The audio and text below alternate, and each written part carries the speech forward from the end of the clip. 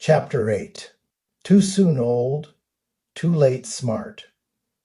As a child, I didn't know what privilege was. I grew up in a middle-class, working-class neighborhood where life felt straightforward and certain. Fathers worked, mothers stayed home, and nearly every family looked just like ours.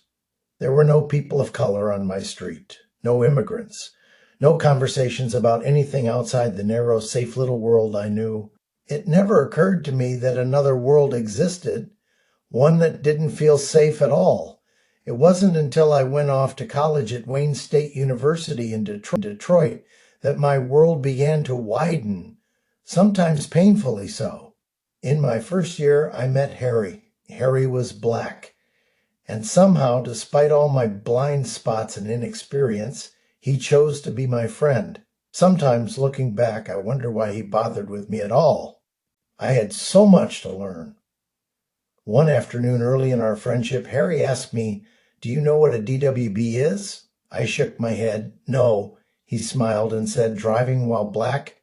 I laughed nervously. "What the hell is that?" Harry really looked at me, and said, "You don't know anything about my people, do you?"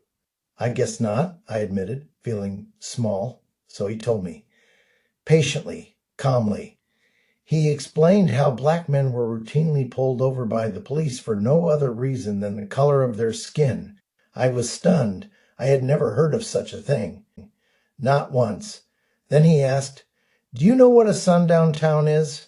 Again, I shook my head. He explained that sundown towns were places where, after dark, black people were not welcome, where law enforcement or anyone else might stop, harass, or harm you just for being there. No crime, no wrong. Just being black after sunset was enough. I sat there, feeling my stomach knot up. I realized I had grown up inside a bubble so thick, so deeply padded, that I hadn't even seen the injustice all around me. In that moment, something cracked open inside me.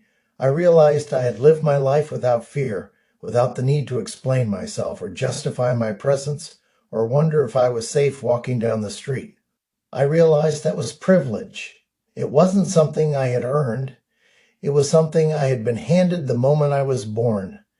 That conviction changed me. It changed the way I saw myself, the world, and what I owed to it.